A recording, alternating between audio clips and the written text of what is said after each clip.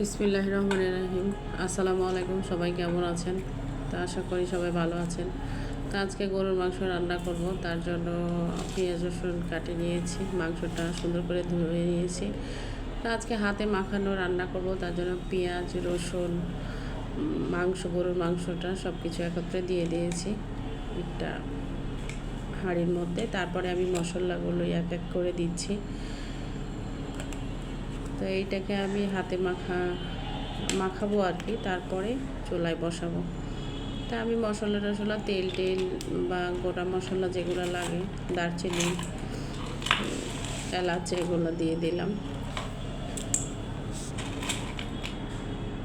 এখন আমি হাতে মাখাবো আর কি।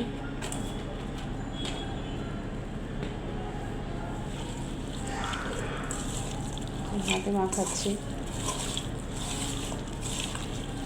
মনে হলো যে আজকে হাতে মাখানো একটু মাংস রান্না করি, তাই আপনাদের সাথে একটু শেয়ার করলাম যে রান্নাটা শেয়ার করতেছি আর কি। তো এখন আমি চুলায় বসাই দিব, চুলাটা আগে ধরাই নিব, একটু হালকা পানি দিচ্ছি আর কি যে কষানোর জন্য। তো চুলা ধরাই দিয়েছি, এখন আমি চুলায় পাতিলটা বসাই দিলাম। তো এটা ফুটে আসতে সময় লাগবে, আমি ঢাকনা দিয়ে দিব।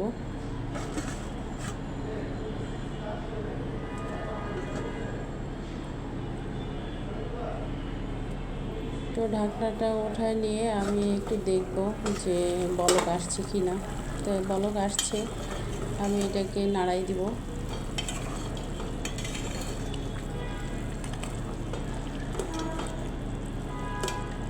গরুর মাংস হতে অনেক সময় লাগে, যেহেতু গ্যাসের চুলায় রান্না, সময় তো লাগবেই। তো আমি এত সময় নিয়ে করি নাই বা করব না, একটু একটু করে স্কিপগুলো কেটে দিচ্ছি।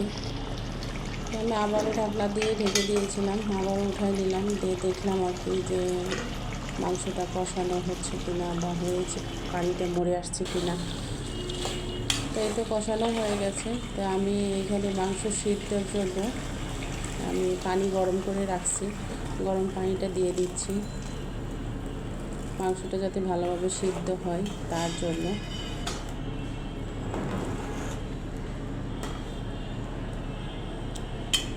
তো নাড়াই দিয়ে আবার আমি ঢাকনা দিয়ে দিব।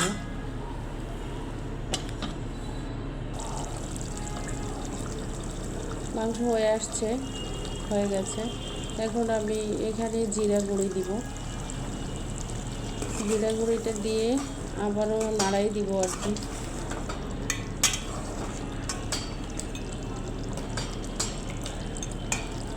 মাংস হয়ে গেছে, আমি চুলাটা বন্ধ করে দিলাম।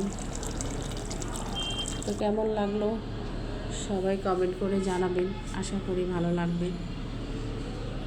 এই তো রান্না শেষ, আল্লাহ হাফেজ।